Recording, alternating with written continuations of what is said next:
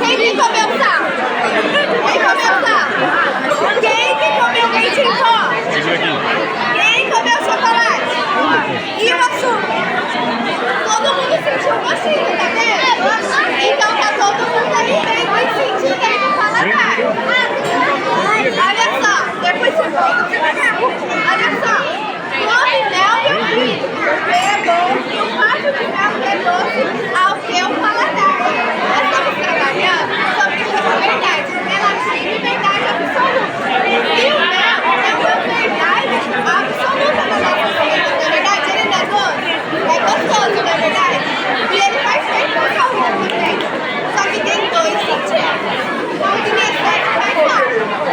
E a verdade absoluta é que o mel, nossas vidas espirituais, ele significa a palavra de Deus falada. Agora, o servo de Deus pode ter a palavra de Deus e não praticar esse espírito?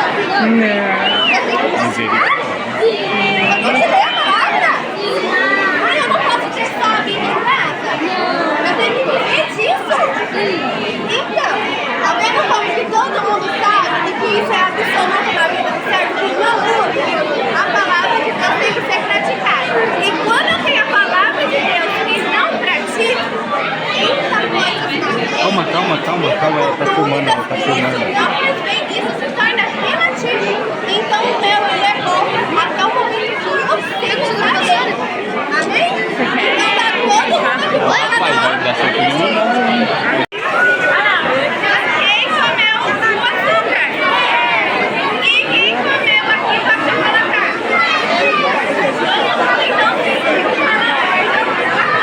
Então paladar de bom, tá lá. Olha só,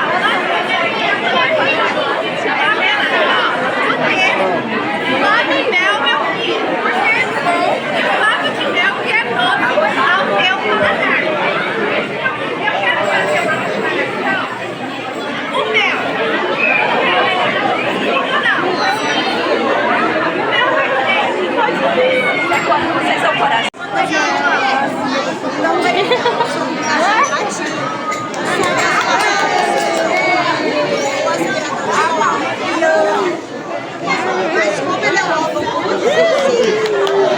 Se a gente puder, o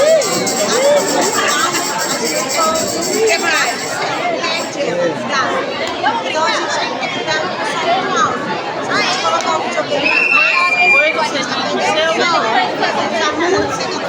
Faz a carinha de triste. Como é que é triste? Vai lá, triste. Como é que é triste? Triste, faz triste. Esqueceu o sinal? Faz triste. A gente tem pulseira, só que não pode ser. Ah, lá, ó, o sinal de triste. Como é que é triste? Todo mundo cara de triste aí, ó. Isso bem. Parabéns.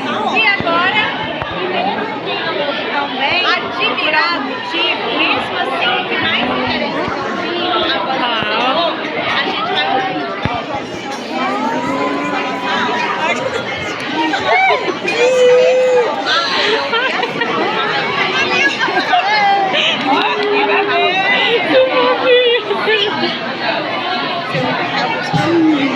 Quer falar mais? Pizza? Quer uma pizza? Sim. Assim mesmo.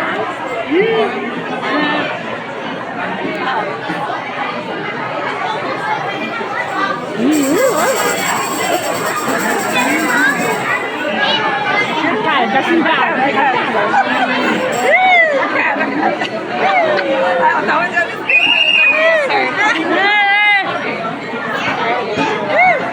Ó, se vocês querem treinar, ó, só olhar no espelho. E agora? Assustado.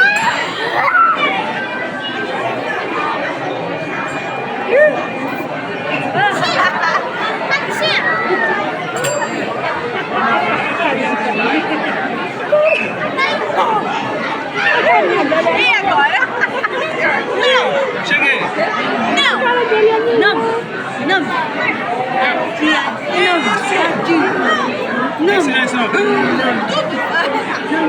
E agora, entediado.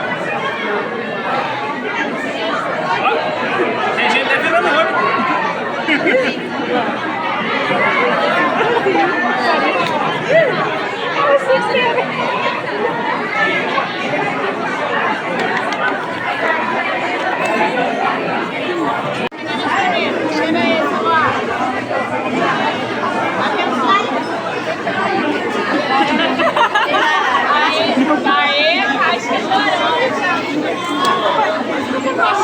Esse é difícil,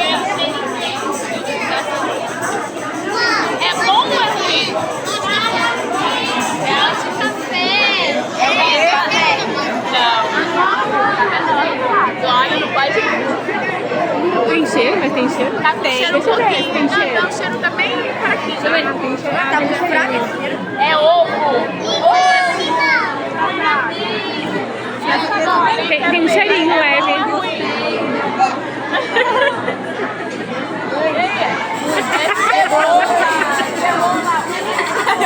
Quero ver se vocês são bons pra isso.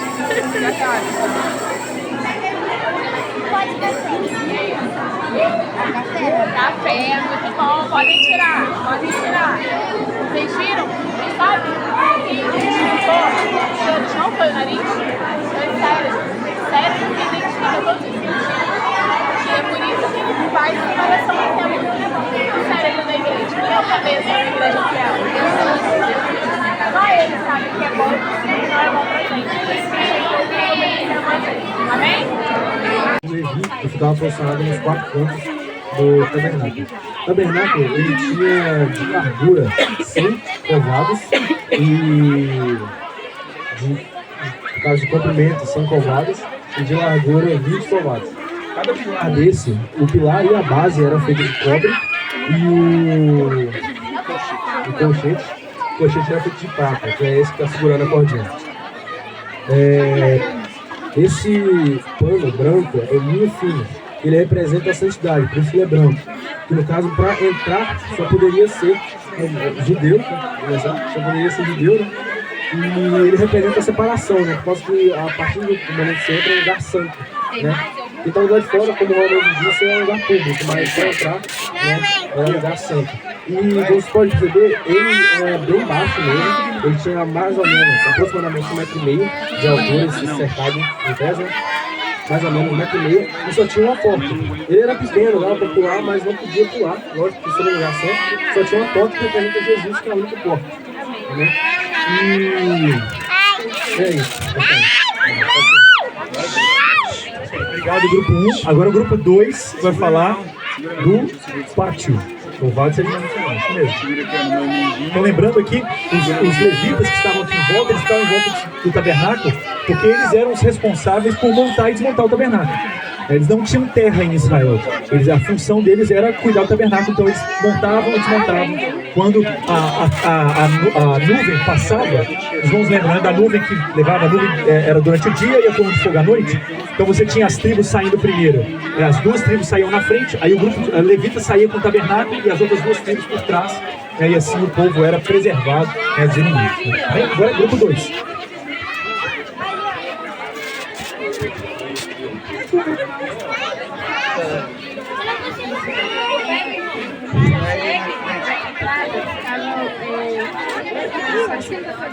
Os judeus entravam com um cordeiro, né, com um animal para ser sacrificado, que representa Jesus na cruz.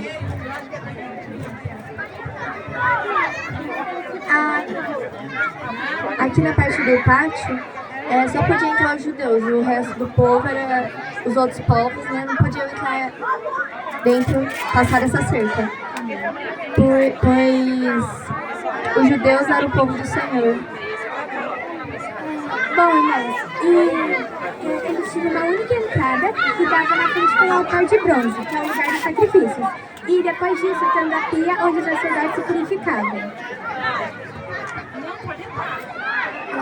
A parte do holocausto era feita.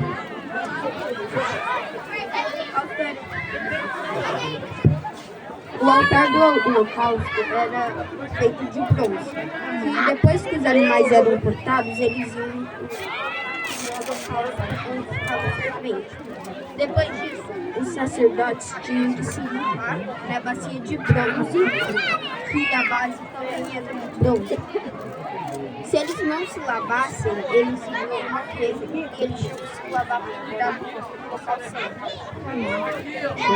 Mais alguma coisa, queridos? É isso mesmo? Glória a Deus. Então, apenas recapitulando o que os irmãos falaram aqui, do lado de fora qualquer um entrava, quando chegava do lado aqui, precisava ser judeu.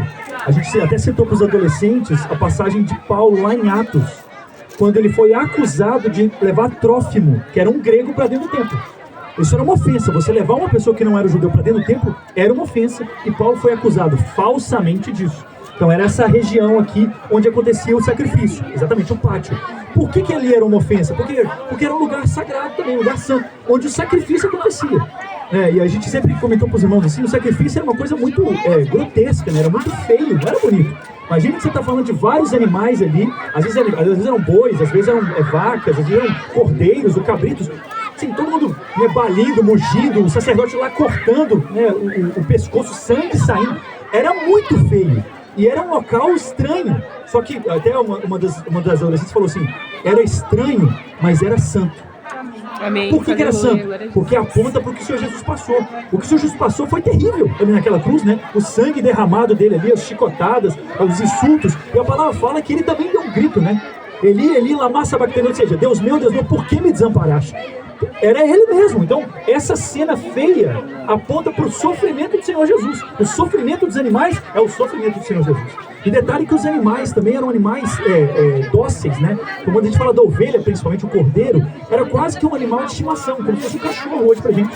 Então imagina que depois de um ano você tá com um animal, você levava ele para ser sacrificado, você via aquele negócio. Então assim, esse é o despertar que causa dentro de nós quando a gente pensa no sacrifício de Jesus. Ele é querido, né? Ele é amado, ele é o cordeiro que foi morto. Mas ele foi morto pelos nossos pecados.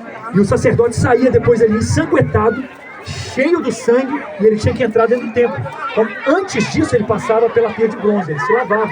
Então, imagina que havia sangue no rosto, na mão, nos pés, na roupa. Ele se lavava ali para ele poder oficiar o sacerdócio dele também agora dentro do templo de maneira purificada. Né? Nem esse era o pátio, então. Por favor, minha mãe. O grupo 2 pode ir? Pode vir o grupo 3. Pode falar, minha irmã.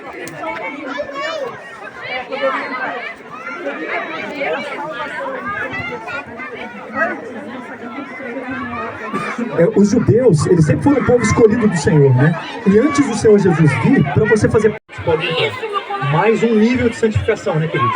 É assim a nossa caminhada com Cristo, né? A vereda do justo é como a luz da aurora, ela vai brilhando mais e mais até ser dia perfeito. Então a gente vai se santificando mais e mais. E nesse local aqui, como os irmãos falaram, a única fonte de luz era o candelabro. Porque para o crente, a única fonte de luz é o Espírito Santo que atua na nossa vida. A gente não tem outra fonte de luz. E é importante a gente lembrar que no mesmo do pão da proposição aqui, era onde o sacerdote se alimentava, porque o sacerdote ele não tinha fonte de renda. A fonte de renda dele eram as ofertas que eram trazidas ali. Então esse pão era para o sacerdote e para a sua família, e as ofertas que eram trazidas, algumas delas, os ofertantes tinham que separar uma parte para os sacerdotes. Vocês lembram que os filhos de Eli, eles pegavam qualquer parte, eles chegavam e colocavam a mão na caldeira e onde pegavam, aí a pessoa falava assim, calma, deixa eu só queimar a gordura. Por quê? Porque uma parte era do sacerdote, mas não era qualquer parte, era uma parte específica.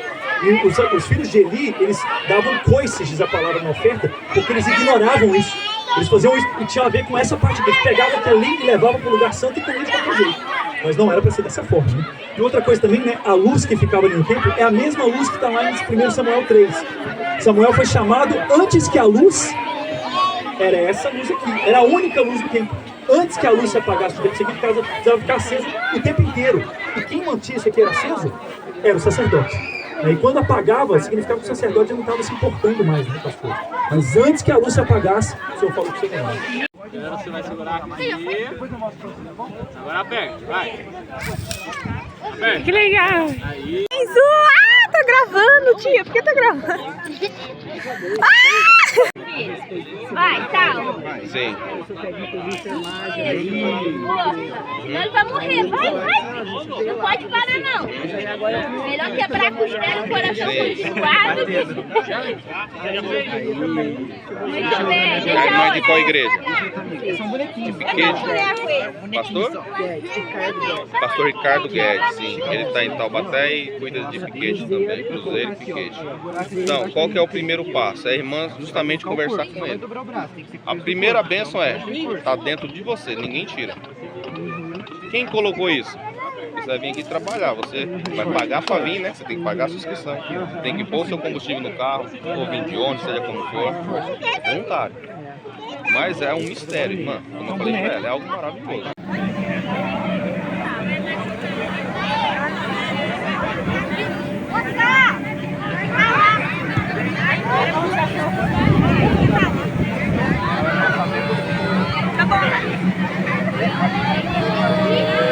O Dodô falou que trabalhava em peça, casa de peça, só mais um.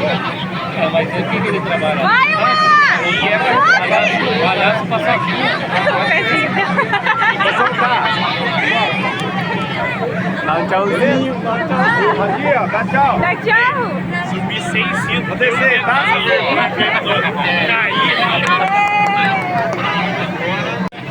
Não, devia ter continuado filmando. Vai, Dom, sobe, Dom. Sobe, Dom. Vai, Dominique. Sobe, Dominique. Força. Força, sobe. Sobe. Usa os braços.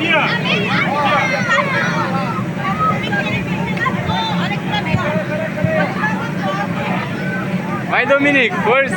Sobe. Coragem. Sobe, Dominique.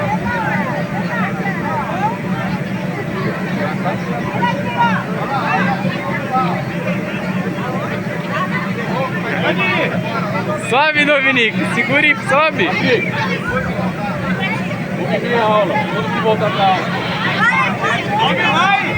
Sobe. Falta pouco. Vai, sobe, continua. Tá bom, mas não vai lá, tirar uma foto com ele, senão não vai ficar